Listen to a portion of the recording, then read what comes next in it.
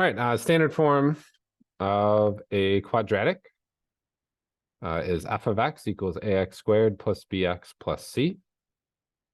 Right, and we're going to use that to find important information about the quadratic, and we're going to graph it. All right, so let's start looking. Let's just look at number 5 to start here. Down a little here. Okay, so the first thing they're asking us is what is a, b, and c. So a is the coefficient that becomes before x squared. So in our case, the coefficient in front of x squared is just 1. Right? They don't have anything written there, so it's, you don't write the 1 in there. All right, the coefficient in front of the x is b. So in front of our x is -4. And then our c here is going to be 8. Okay, since a is positive, it's going to open up. Right, since it's opening up, that means our vertex is going to be a minimum. All right, our y-intercept, or let's start with our vertex first, and then we'll come back to our y-intercept. So our vertex, we need to find our h and our k. So to find our h, we're going to use the formula opposite of b over 2a. That's going to give us our h. So if I substitute in, b is -4. So -4, right? Opposite of b. Opposite of -4 is +4. And then divided by 2a, that's 2 times 1. 2 times 1 is 2, so 4 divided by 2 is going to give me an h value of 2. So I know that my axis of symmetry is 2, and I know that the x-coordinate of my vertex is 2. To find the y-coordinate of my vertex, to find the k, I'm going to take this 2 and substitute it back into my equation. So I'm going to say y equals 2 squared, right? 2 squared minus 4 times 2,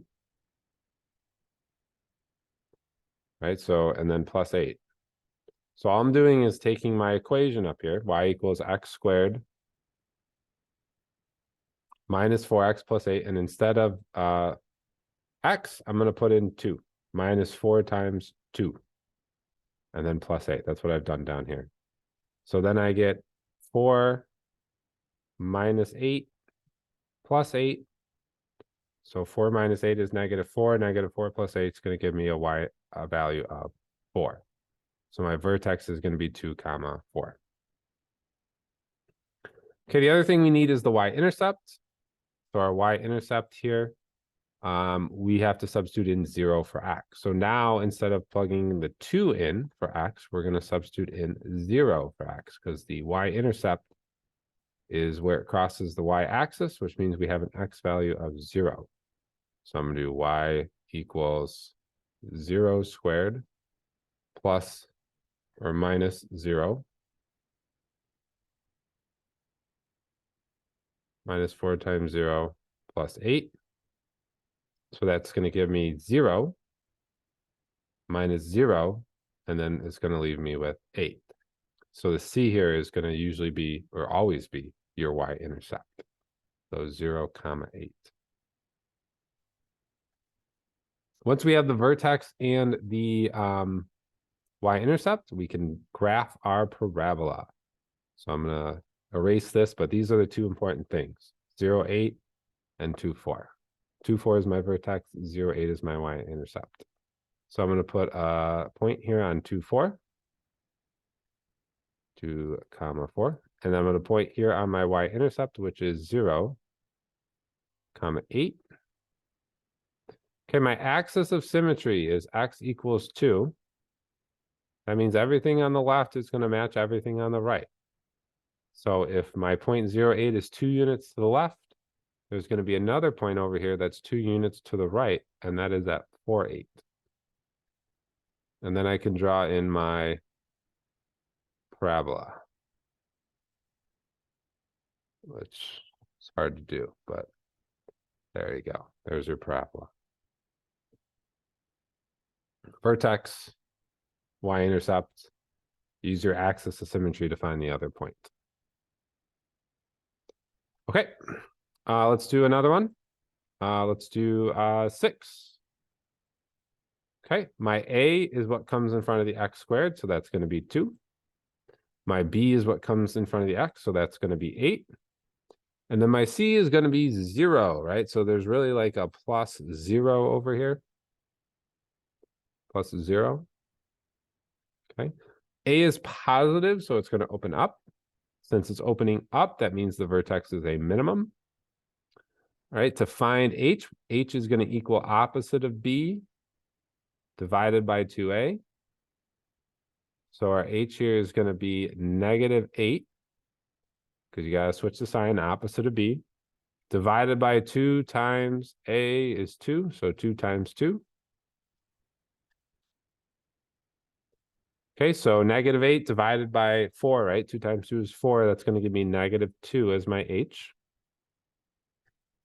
And then I need to substitute that into my equation and solve for the Y. So Y equals 2. And then instead of X, I'm going to substitute in -2 here, squared, plus 8 times, and instead of X, I'm going to do -2. So I'm going to put -2 in for X and X. That's going to get me 2 times 4.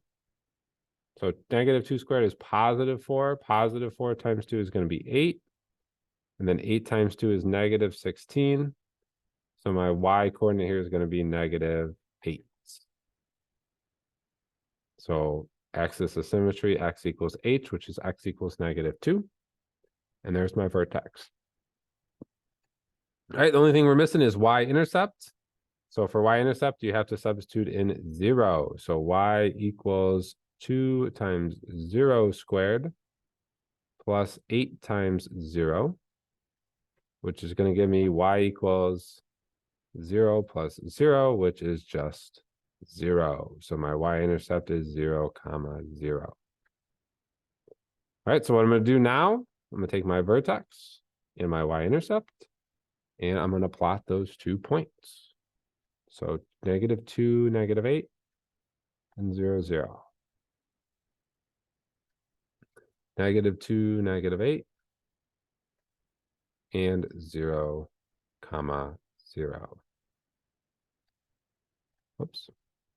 Okay, I'm going to put in a dashed line here for my axis of symmetry.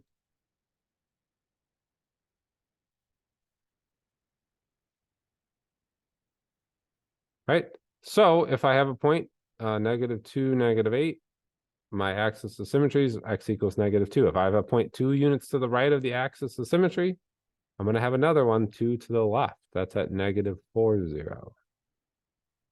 This is 0, 0.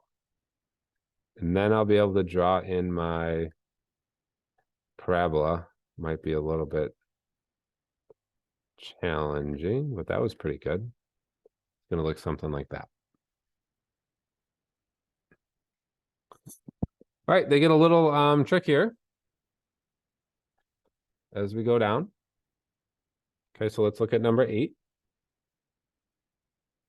All right, so A here is going to be -3/2. There's no X term, so B is going to be 0, and then C is going to be 3. So we could really write this as Y equals -3/2 X squared plus 0x plus 3, right? Because there's no X term that's in there, which means the coefficient has to be 0. Since A is negative, this is opening down, which means that the vertex is a maximum. Right, axis of symmetry. Well, in vertex, let's find H. So H is going to be equal to opposite of B divided by 2A. So H is going to be equal to 0, right? Over 2 times -3/2. But it doesn't matter what's on the denominator here, because 0 divided by anything is going to be equal to 0. Right? So if we substitute 0 in for X,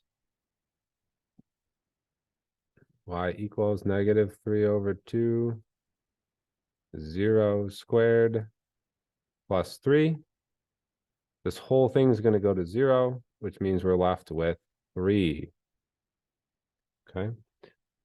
So our axis of symmetry is x equals 0. Our vertex is 0, 3. If we plug 0 in for x, which is what we just did, that's also the y-intercept. So in this case, our y-intercept is also going to be 0, 3. Right? So 0, 3 is our y-intercept. It's going to open down. So now we usually use that y-intercept as a second point on our parabola, but since the vertex is the y-intercept, we just have to find any other point. And so what they're suggesting down here is to use the point 2 and -2. So let's substitute in 2 and find this coordinate. So y equals -3/2 times 2 squared plus 3. So that's going to be -3/2 times 4 plus 3. So 2 and 4 are going to cancel. I'm going to go down here. You're going to get y equals -3 times 2 plus 3, which is going to be -6 plus 3, which is going to be -3. So 2 comma -3 is right here. Okay, if we want to do the other one as well, you're going to end up getting -3 as well. But another way to do this is if you look at the axis of symmetry, this is 2 to the right, so there should be another point 2 to the left at -2, -3. And then we can draw in our parabola like this. Okay. And number 9 is going to be very similar. All right. Let's see what else we got. 10, 11, 12, all the same thing. Don't worry about those extra points here. Okay, and then when you get down to 13 and 14 here, we just have some word problems, right? So a baker has modeled the monthly operating costs for making wedding cakes by the function y equals 1/2 x squared minus 12x plus 150, where y is the total cost in dollars and x is the number of cakes prepared. So basically you want to find the vertex because the vertex is going to be your minimum here. So to find the vertex, we need to find h first. So we need to find opposite of b over 2a, which is going to be 12 over 2 times 1/2. 2 times 1/2 is 1, so you have 12 over 1, which is just going to be 12. And then to find the k, right, the y value of your vertex, so the y value of your minimum, we need to substitute 12 in for x in our equation. So y equals 1/2 12 squared minus 12 times 12, and then plus 150. So y is going to equal 1/2. That's 144 minus 144 plus 150. 150. So this is going to be 72. If I combine those, that's going to be plus 6. So that's going to give me a total of 78. Okay, so my vertex or my minimum point is going to be 12 comma 78. All right, if we read the question, where y is the total cost? Yep. Minimum operating cost then is going to be $78. So that minimum operating cost is $78. Okay, then how many cakes should be prepared to yield the minimum operating cost? That would be 12 cakes.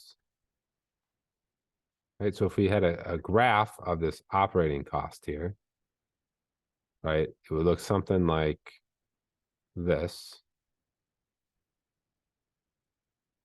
Right, so to produce some cakes, you know, there's a little bit of operating cost here, but as you get more and more cakes, the operating cost goes down, right, because you're being more efficient. But then in order to build more than that, you're going to have to pay a lot more money, or you're going to need to buy, pay for more employees or something like that. So then the cost is going to go high. So that minimum point right here where we're at is going to be 12 comma 78. This would be cakes, number of cakes. number of cakes, and then this would be dollars for your y-axis. Okay, and that's how you find information from standard form.